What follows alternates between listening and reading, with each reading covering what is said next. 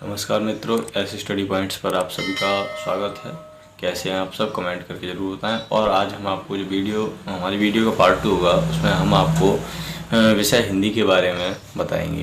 तो हमारी जो पिछली वीडियो थी उसमें लिपि लेखन से पहले का जो था वो कंप्लीट हो गया था। अब बात करेंगे हम लिपि लेखन से स्टार्ट करेंगे कि लिपि की परिभाषा कैसी है, तो उसके बारे में हमारी लिपि कौन सी है, मात्राओं का प्रयोग कैसे करते हैं, व्यंजनों के क्या क्या भेद हैं, वर्ण अक्षर आदि, उनके बारे में हम आगे वीडियो में सीखेंगे। तो तब तक के लिए वीडियो में बने रहिए, वीडियो को अंत तक जरूर देखें। तो दोस्तों, बात करते हैं हमारी लिपि कैसी है, लिपि की परिभाषा कैसी है। तो जो हमारी लिपि की परिभाषा है वो है कि ध्वनियाँ वाणी से निकलती हैं और आकाश में समा जाती हैं। यानी ध्वनियाँ वाणी से निकली और आकाश में समा गईं। और जब हम इन्हीं ध्वनि को किसी दूसरे व्यक्ति के पास पहुंचाना चाहते हैं, माना कि हमारा कोई पर्सन बैठा है, कोई व्यक्ति हमारा बैठा है और वो हमसे इतना निकट बैठा है कि जो हमारी वाणी से निकली हुई ध्वनियों को जो है आराम से सुन लेता है, तो वो हमारे विचारों को समझ लेता है। लेकिन जब बात करें कोई व्यक्ति हमसे काफ़ी दूर बैठा है और उसके पास हमें अपनी ध्वनि जो अपनी लिपि है वो पहुंचानी है, तो हम किस तरीके से पहुंचाएंगे? तो तब हम वहाँ पर ध्वनि चिन्हों का प्रयोग करेंगे। जब ध्वनि चिन्हों का हम प्रयोग करेंगे तो हमारी क्या है, लिपि उसके पास पहुँच जाएगी, हमारी भाषा जो है पहुँच जाएगी। तो यानी कि जो ध्वनि के द्वारा जो वहाँ पर ये हमारी जो पहुँची, तो ध्वनि चिन्हों को हम लिपि कहते हैं। ठीक है, ध्वनि चिन्हों को हम लिपि कहते हैं। और जानेंगे कि दूसरे शब्दों में कह सकते हैं कि जो जिस रूप में वर्ड अक्षर लिखे जाते हैं, ये देखा है वीडियो का अगला पॉइंट है। तो जिस अक्षर में वर्ड और अक्षर, जिस रूप में वर्ड अक्षर लिखे जाते हैं, हम उसको क्या कहते हैं, लिपि कहते हैं। दूसरे शब्दों में जिस रूप में वर्ड अक्षर लिखे जाते हैं, हम उसे क्या कहते हैं, लिपि कहते हैं। बात करते हैं मित्रों देवनागरी लिपि कैसे, हमारी जो लिपि है वो कौन सी है, क्योंकि हर देश की हर भाषा की लिपि अलग अलग होती है। बात करेंगे हमारी लिपि कौन सी है हिंदी भाषा की, तो उसके बारे में जानते हैं। तो दोस्तों, हमारी जो लिपि है, जो हमारी हिंदी भाषा की लिपि है, वो देवनागरी लिपि है। देवनागरी लिपि में लिखी गई है हिंदी भाषा। तो अब बात करेंगे कि मतलब इसकी डेफिनेशन क्या है। तो दोस्तों, भिन्न भिन्न देशों की जो भाषा है और जो लिपि है वो भिन्न भिन्न होती है, और कभी कभी एक ही देश में अनेक भाषाएं और अनेक लिपियां होती हैं। बात करेंगे भारत जैसे विशाल देश में, बात करेंगे हम भारत जैसे विशाल देश में बहुत सारी भाषाएं बोली जाती हैं। जैसे बंगला है, मराठी है, हिंदी है, तमिल है, तेलुगु है, मलयालम है, आदि भाषाएं बोली और लिखी जाती हैं आमतौर पर। लेकिन यहाँ पर जो हमारी हिंदी भाषा है, जो हिंदी भाषा है, ये कागजी राष्ट्रभाषा है। इसे कागजी राष्ट्रभाषा में शामिल किया गया है, जो हमारी राष्ट्रभाषा है। ठीक है, अब यहाँ बात करेंगे कि जब जो हमारी कागजी भाषा है, तो हम हिंदी भाषा के बारे में बात कर रहे हैं। तो हिंदी भाषा की जो लिपि है वो देवनागरी है। ये आपके एग्जाम के लिए पॉइंट हैं दोस्तों, नोट करते रहिए। और अगर वीडियो अच्छी लगे तो लाइक करें, और अगर आपका कोई भी डाउट हो तो कमेंट बॉक्स में जाके कमेंट करके आप हमें पूछ सकते हैं। ठीक है, बात करेंगे हिंदी भाषा की जो वर्णमाला है वो कैसी है, किस लिपि में लिखी गई है। तो हिंदी भाषा की जो वर्णमाला है वो देवनागरी लिपि में लिखी गई। हिंदी भाषा की वर्णमाला देवनागरी लिपि में लिखी गई है, देवनागरी लिपि में।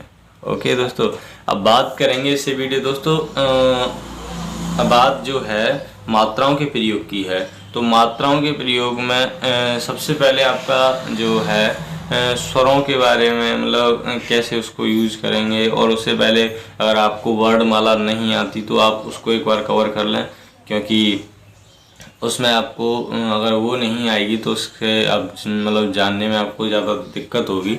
लेकिन वैसे तो कोई दिक्कत नहीं है, चलो वीडियो के अंत तक जरूर बने रहें। तो मात्राओं का प्रयोग के बारे में सीखेंगे। मात्राओं के प्रयोग की बात हो रही है, तो यहाँ पर दोस्तों जो है मात्राओं की सबसे पहले में जो परिभाषा है उसको जानना बहुत ज़रूरी है कि क्या होता है। तो व्यंजनों के भिन्न भिन्न उच्चारणों के जो निमित्त स्वर जोड़ दिए जाते हैं उस समय स्वर का जो बदला हुआ रूप होता है उसे हम क्या कहते हैं? मात्रा कहते हैं। तो व्यंजनों में भिन्न भिन्न उच्चारण प्लस स्वरों को जोड़ने पर उस समय जो स्वर के बदले रूप होते हैं उसे हम मात्रा कहते हैं। ठीक है, अब यहाँ पर बात करेंगे 12 खड़ी की। दोस्तों 12 खड़ी आप जानते होंगे किसे कहते हैं। ठीक है, जो कुछ मात्रा संयोग और कुछ अन्य इसमें जो विशेषताएं होती हैं। ठीक है, 12 खड़ी जैसे कि आपका कक्का, किक्की, कुक्कू, ये वाला जो होता है 12 खड़ी होती है। तो अगर आपको याद नहीं है तो आप याद जरूर करें। और बात करते हैं मात्रा संयोग की। इसमें कुछ और अन्य विशेषताएं होती हैं, जैसे मैंने कुछ एग्जाम्पल यहाँ दे रखे हैं। जैसे कि छोटा ऊ और बड़ा ऊ है दे रखा है, और इसमें अगर रा हलंत के साथ अगर मिला दिया जाए तो इसका जो आकार है कुछ अनूठा निराला हो जाएगा। जैसे कि रा हलंत प्लस छोटा ऊ दे रखा है तो बन गया रू, यानी रुपया। और रा हलंत प्लस बड़ा ऊ दे रखा है तो वहाँ जाके ये बन गया रू, तो रूप, रूष वो हो गया। इसमें एक और एग्जांपल दे रखा है दोस्तों, जैसे कि हम आप देख लीजिए कि जैसे कि द और हा में ऋषि अगर जोड़ दिया जाए तो कैसे समझेंगे। तो दा में जब ऋषि जोड़ा जाता है तो ये दा बनता है दा, जो दृष्टि वाला, ये दृष्टि वाला दा बन रहा है। और अगर हा में ऋषि जोड़ दिया जाए तो ये हा है, लेकिन यहाँ पर जो हृदय लिखा जाता है हृदय। ठीक है, ये दृष्टि और ये हृदय।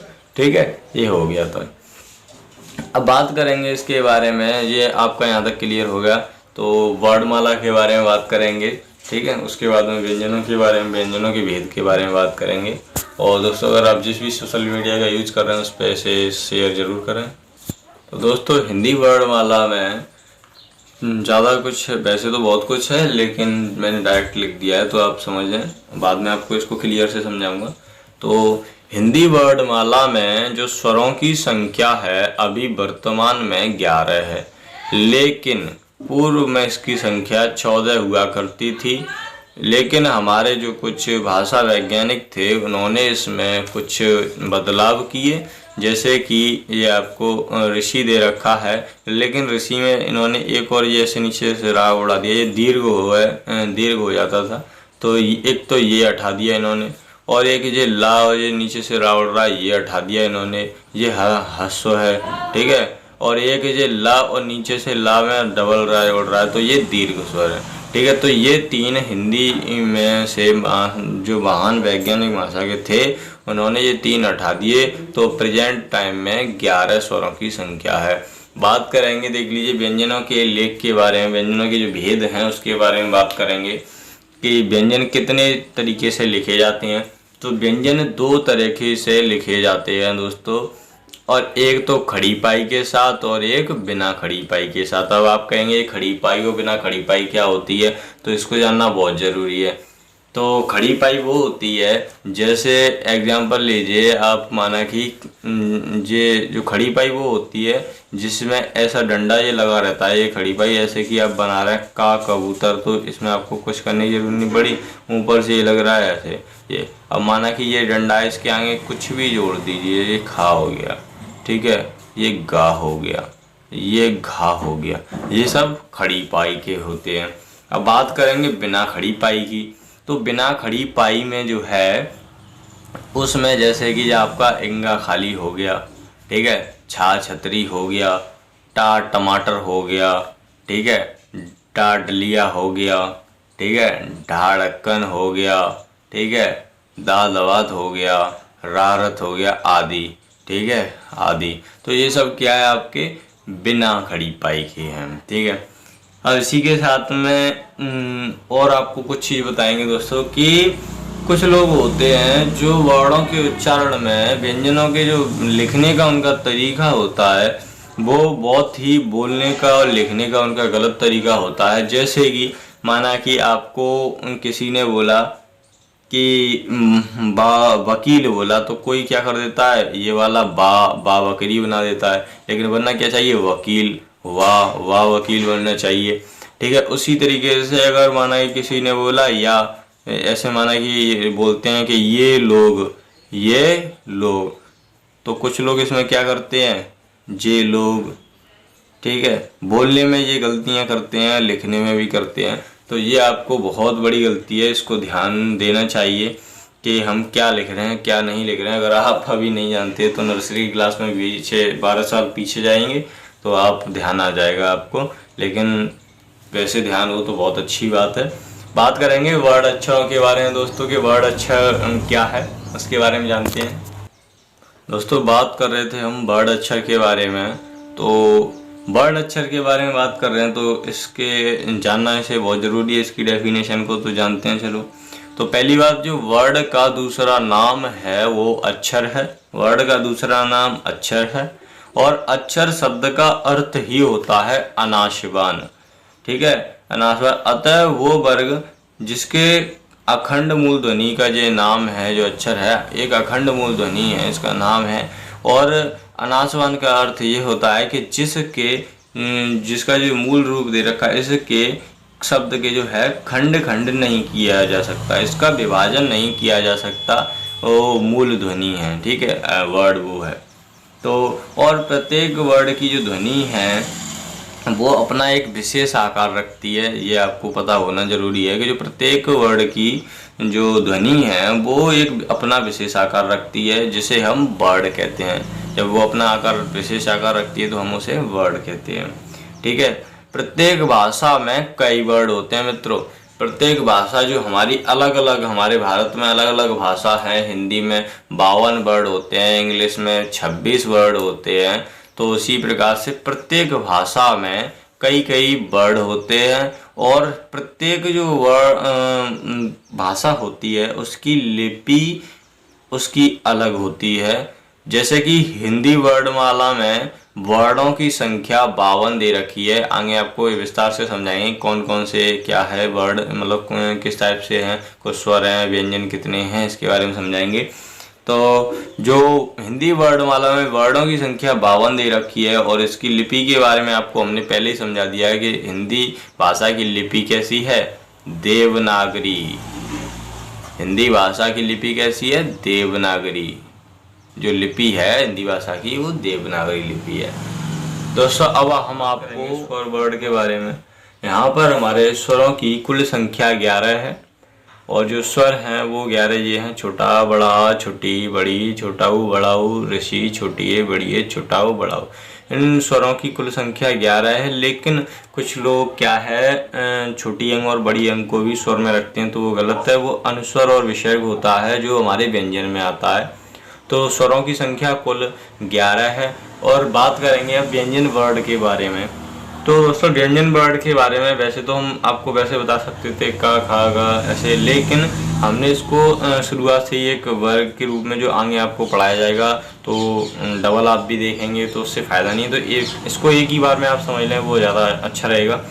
जैसे कि हमने इसको पहले से ही वर्ग में बना के रखा है। जैसे कि का वर्ग में जो है का, खा, गा, घा। ठीक है, आड़ा। चा वर्ग में चा, छा, जा, झा, चूलैया। टा वर्ग में टा, ठा, डा, ढा, अड़ा। ता वर्ग में ता, था, दा, धा, ना। और पा वर्ग में पा, फा, बा, भा और मा दे रखा है। ये 5 वर्ग हैं, और इन 5 वर्गों में जो अब कोई पूछे आपसे क्वेश्चन बनता है कि स्पर्श व्यंजन कौन कौन से होते हैं और स्पर्श व्यंजनों की संख्या बताइए। तो यहाँ पर कुल स्पर्श व्यंजन 25 होते हैं। जिस स्पर्श व्यंजन के अंदर में आपका कंठ व्यंजन आता है, तालव्य व्यंजन आता है, मूर्धन्य व्यंजन आता है, दंत व्यंजन आता है, ओष्ठ व्यंजन आता है। ठीक है, का वर्ग कंठ व्यंजन में आता है, चा वर्ग तालव्य व्यंजन में आता है, टा वर्ग मूर्धन्य व्यंजन में आता है, और ता वर्ग आपका दंत व्यंजन में आता है, और पा वर्ग ओष्ठ व्यंजन में आता है। इस तरीके से ये कुल मिलाकर स्पर्श व्यंजनों की संख्या 25 बनती है। और इसमें जो ये अड़ा, खाली, चूलैया और ये अड़ा, नामा, ये वाले जो वर्ड होते हैं, तो इन वर्णों व्यंजन वर्णों की जो संख्या जो व्यंजन वर्ड ये होते हैं ये अनुनासिक ध्वनियाँ होती हैं। ये वाले वर्ड अनुनासिक ध्वनियाँ होते हैं। इसी में दोस्तों बात कर लेंगे साथ ही में कि अल्प प्राण और महाप्राण क्या होते हैं, अल्प प्राण महाप्राण में कितनी कितनी संख्या होती है। तो दोस्तों पहले बात करेंगे अल्प प्राण की। तो अल्प प्राण में हम बात कर रहे हैं, तो दोस्तों बात कर रहे हैं अल्प प्राण की। अल्प प्राण में अल्प प्राणों की जो संख्या होती है वो 15 होती है। अल्प प्राण की डेफिनेशन जैसे कि प्रत्येक वर्ग के पहले तीसरे और पांचवें जो वर्ग होते हैं वो पहले तीसरे और पांचवें जो होते हैं वो अल्प प्राण होते हैं और अल्प प्राणों की संख्या 15 होती है।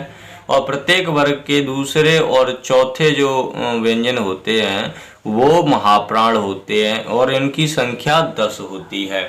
ऐसे कि आप खुद एग्जाम्पल मतलब खुद अपने आप पर एक्सपेरिमेंट करके देख सकते हैं, खुद बोल के देख सकते हैं। जैसे कि क ग ड़, तो ये आपके क्या है, इनमें ज़्यादा आपको मतलब ज़्यादा आपका भारीपन नहीं निकल रहा है, एकदम से हल्की सी आवाज़ में निकल रहा है, तो ये आपका अल्प प्राण है।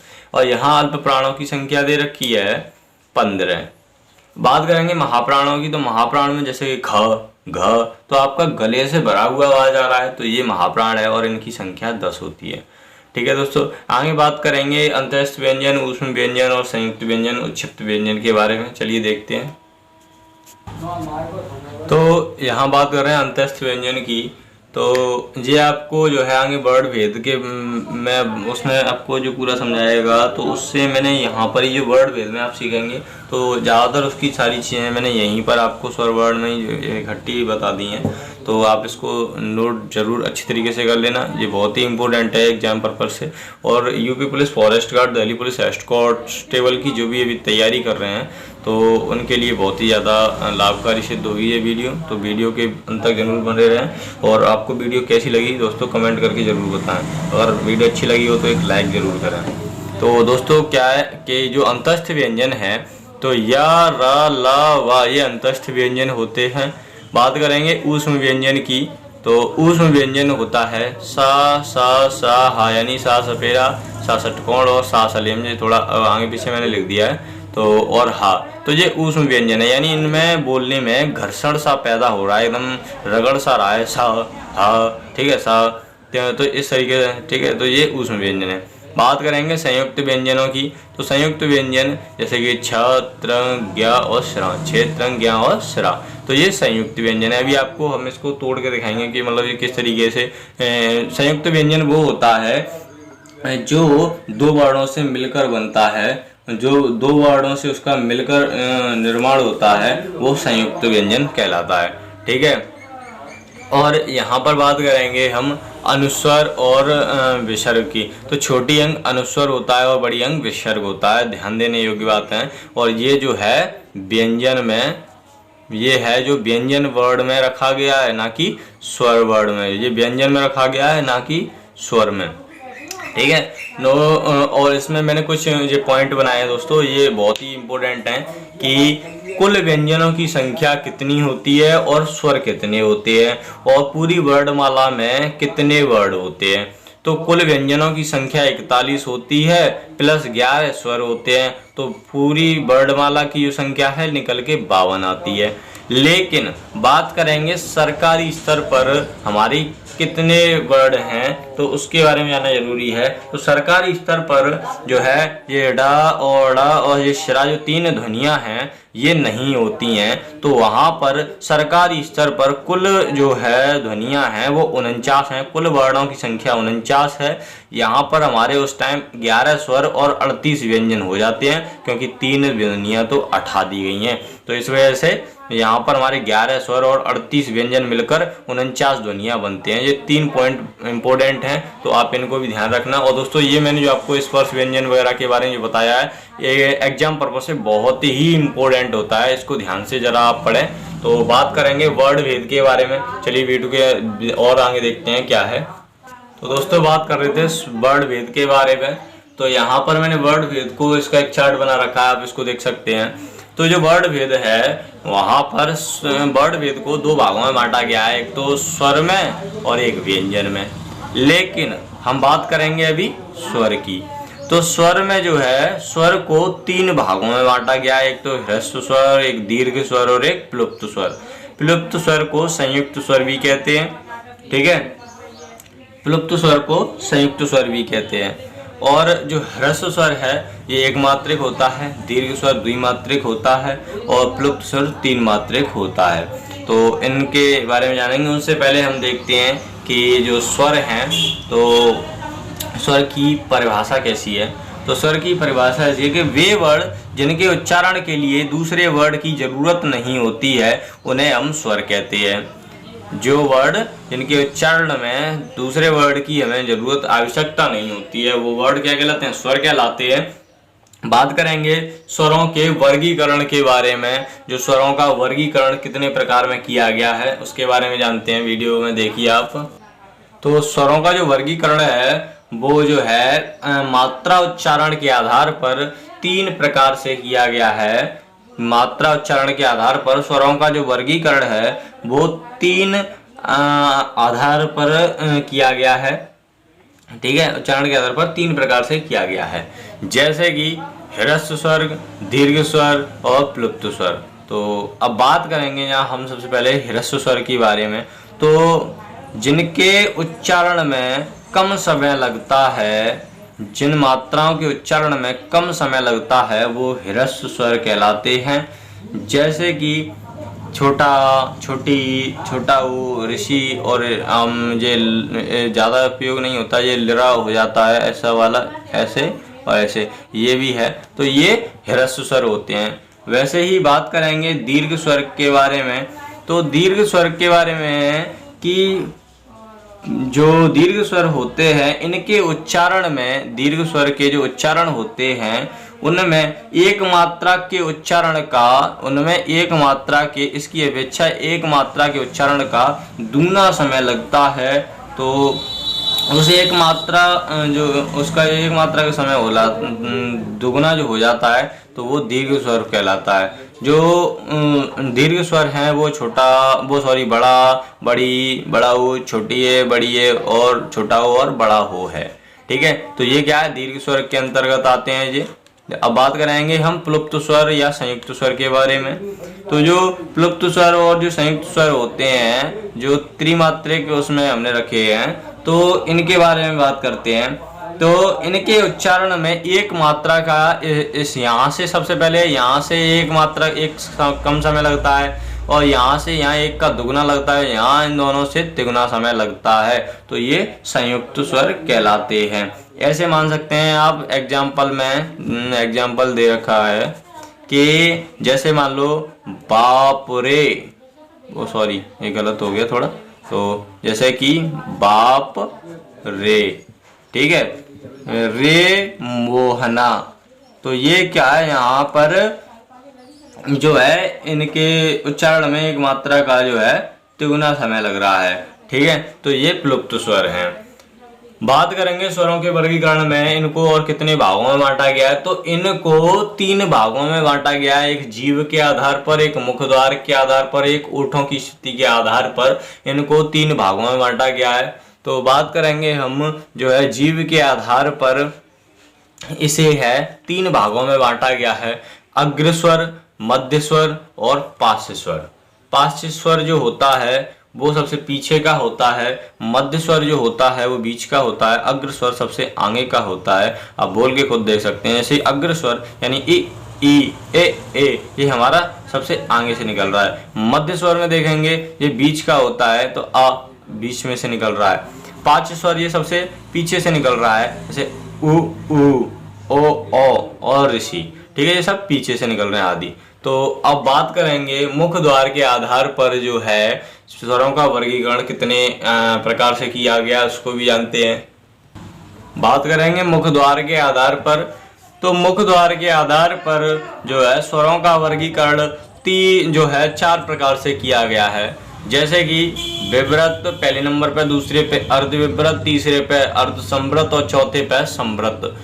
और हम ऐसे जान सकते हैं ओपन विवृत को ओपन लिखते हैं और अर्ध विवृत को हाफ ओपन, अर्ध संवृत को हाफ क्लोज और संवृत को लगभग ये क्लोज ही होता है, लगभग क्लोज होता है, मतलब लगभग में बंद सा ही होता है। तो ऐसे हम इसे समझ सकते हैं। जैसे विपरीत जो ओपन है, जैसे कि आप बड़ा बोलेंगे तो पूरा मुंह आपका खुल जाएगा, तो ओपन हो जाएगा पूरा मुंह, तो ये विपरीत है। बात करेंगे अर्ध विपरीत की, हाफ ओपन की, तो यहाँ पर जब आप अपना ये छोटी है बड़ा हो छोटा बोलेंगे तो इसमें आपका हाफ ओपन मुंह हो रहा है। बात करेंगे अर्ध संवृत की उसी प्रकार से, तो ये हाफ क्लोज हो रहा है, तो इसमें छोटी है और छोटा हो आता है। बात करेंगे संवृत में, ये लगभग क्लोज होता है, इसमें छोटी बड़ी छोटा ऊ बड़ा ऊ ऋषि, तो आप बोल के खुद देख सकते हैं ये संवृत में आता है। ठीक है, इसी के बाद बात करेंगे दोस्तों ओठों की स्थिति के आधार पर स्वरों का वर्गीकरण दो प्रकार से किया गया है, एक अवृतमुखी और एक वृत्तमुखी।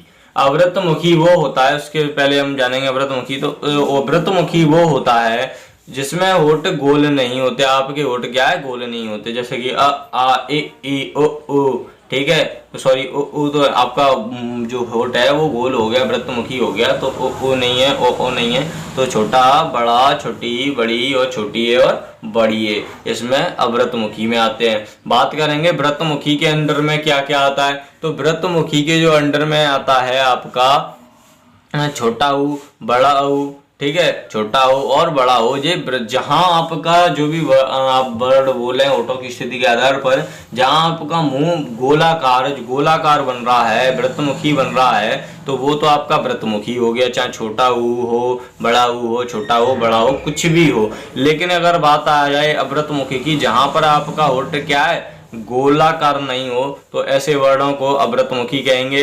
जो छोटा बड़ा बड़ी छोटी, जो छोटी है बड़ी है दे रखा है, तो ये आपका अवृतमुखी हो गया। उसके बाद में दोस्तों जानेंगे व्यंजनों के वर्गीकरण के बारे में, और अगर आपको वीडियो अच्छी लगी हो तो लाइक जरूर करें, और अगर कोई भी डाउट हो तो दोस्तों कमेंट जरूर करें, बने रहिए वीडियो में। तो दोस्तों बात कर रहे हैं व्यंजनों के वर्गीकरण की। व्यंजनों के वर्गीकरण की बात करें तो आइए इसमें जानते हैं कि जो व्यंजन में जो स्पर्श व्यंजन होते हैं, तो स्पर्श व्यंजनों के बारे में, अंतस्थ व्यंजनों के बारे में और ऊष्म व्यंजनों के बारे में हम आपको वीडियो में पहले ही बता चुके हैं।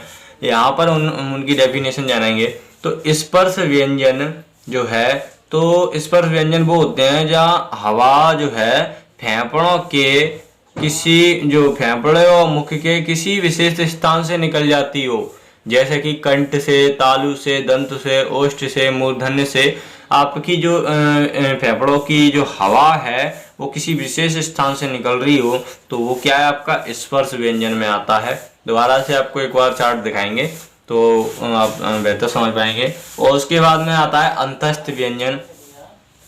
अंतस्थ व्यंजन जो है स्वरों और व्यंजनों के बीच में स्थित होते हैं। जो अंतस्थ व्यंजन होते हैं वो स्वरों और व्यंजनों के बीच में स्थित होते हैं, तो क्या है वो संयुक्त अंतस्थ व्यंजन कहलाते हैं। बात करेंगे ऊष्म व्यंजन, और ऊष्म व्यंजन को ही हम क्या है संघर्षी व्यंजन कहते हैं। ऊष्म व्यंजन को हम क्या कहते हैं संघर्षी व्यंजन कहते हैं। इसमें जो ऊष्म व्यंजन है, इनके उच्चारण में वायु मुख के किसी विशेष स्थान पर घर्षण करे या रगड़े, या ध्यान देने योग्य बात है कि ऊष्म व्यंजन वो होते हैं जिन व्यंजनों के उच्चारण में वायु जो है मुख के किसी विशेष स्थान से घर्षण करे या रगड़े, तो वो क्या कहलाता है ऊष्म व्यंजन कहलाता है। और उससे पहले हम आपको इसकी चार्ट दिखाते हैं।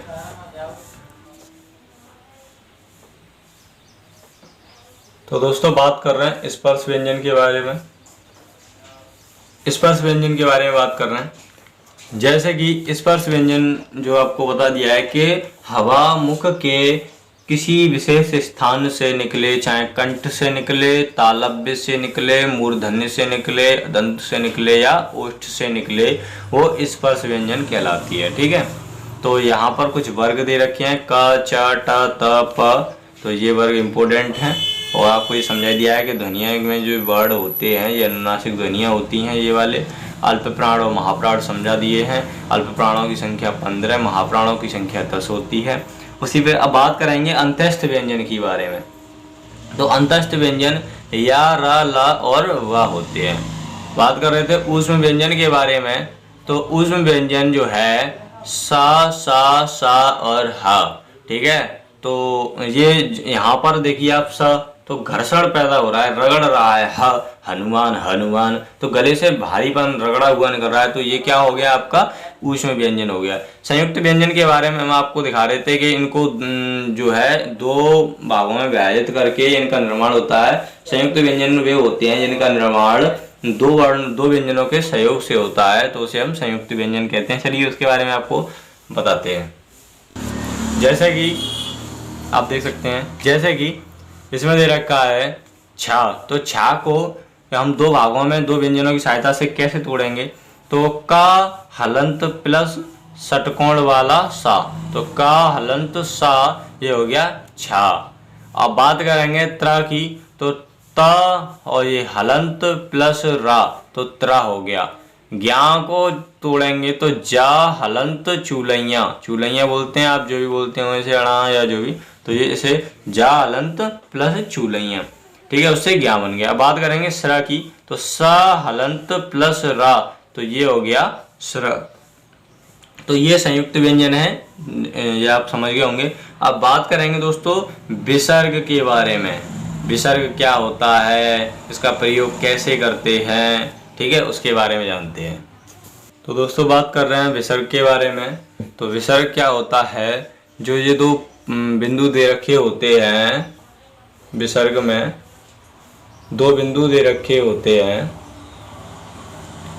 विसर्ग में ये दो बिंदु दे रखे हैं, तो यहाँ पर इसे पहली बात तो इन जो बिंदु होते हैं इन्हें विसर्ग बोलते हैं। तो विसर्ग का उपयोग कैसे होता है, तो स्वरों के बाद विसर्गों का जो है विसर्ग का प्रयोग होता है, स्वर के बाद विसर्ग होता है, उसका प्रयोग होता है।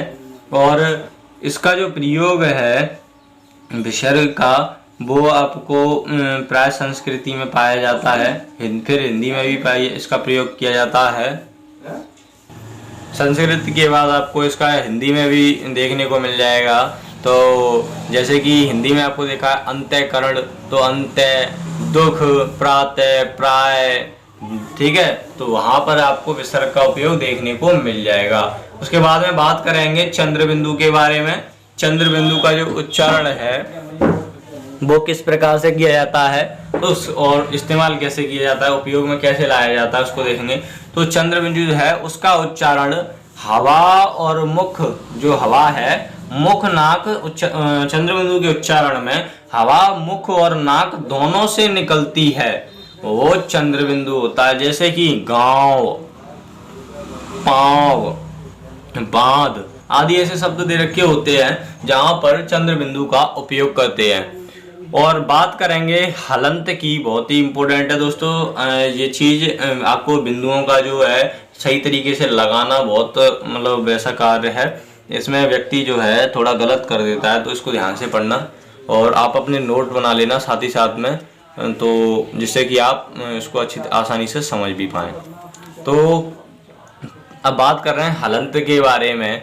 जब दो वर्णों को जोड़ने में असुविधा होती है, जब दो वर्णों को जोड़ने में असुविधा होती है तो वहां हलंत चिन्ह लगा दिया जाता है। तो वहां हलंत चिन्ह क्या कर दिया जाता है, लगा दिया जाता है। ये बात हो रहा है हलंत के बारे में। जब दो वर्णों को जोड़ने में क्या होती है, असुविधा होती है, तो वहां हलंत लगा दिया जाता है। जैसे कि एग्जाम्पल दे रखा है इसमें पद्मा, ठीक है, पद्मा दे रखा है आपका, खाद्य दे रखा है, ठीक है, खाद्य, तो यहाँ पर पद्मा में दामे लगा हुआ है और खाद्य में दामे लगा हुआ है। इसी तरीके से आप और इसका यूज कर सकते हैं। तो हलंत का प्रयोग आप इस तरीके से करेंगे। बात करेंगे रेफ के बारे में। रेफ, रेफ क्या होता है, रेफ, रेफ, ठीक है, इसके बारे में बात करेंगे। तो जो रेफ है उसके बारे में, इसके बारे में जानते हैं। जैसे कि रा का चिन्ह जब व्यंजन वर्ण के ऊपर लगाया जाता है, जो रा का चिन्ह होता है जब हम उसे व्यंजन वर्ण के ऊपर लगाते हैं तो वह रेफ हो जाता है। जैसे कि उदाहरण दे रखा है धर्म है, कर्म है, कर्ज है, मर्म है आदि ऐसे बहुत सारे शब्द होते हैं जहाँ पर रेफ का प्रयोग किया जाता है। और राग का प्रयोग काफ़ी जगह किया जाता है।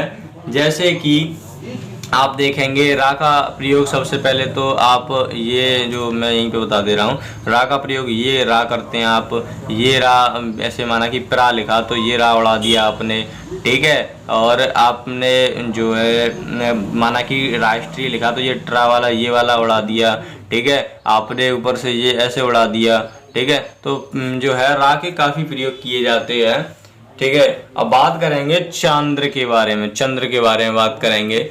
तो चंद्र जो है अंग्रेजी के जो शब्द होते हैं उनके प्रयोग में बहुत देखने को मिलेगा। जो अंग्रेजी ऐसे शब्द होते हैं उनमें देखने को बहुत प्रयोग में मिलता है अंग्रेजी शब्दों में। जैसे नॉलेज है, ऑफिस है, डॉक्टर है, ये वर्डों में जो है चंद्र जो आपको बहुत देखने को मिल जाएगा। तो दोस्तों आज के लिए इतना ही, अगली वीडियो में फिर मिलेंगे। अगली वीडियो में आपको हम 1 लाइन क्वेश्चन कराएंगे। तो दोस्तों तब तक के लिए इतना ही। और अगर आपको वीडियो अच्छी लगी हो तो वीडियो के लिए एक लाइक तो यार, हमारे चैनल पर अभी नए आए हैं तो चैनल को सब्सक्राइब करना ना भूलें, क्योंकि जो हमारी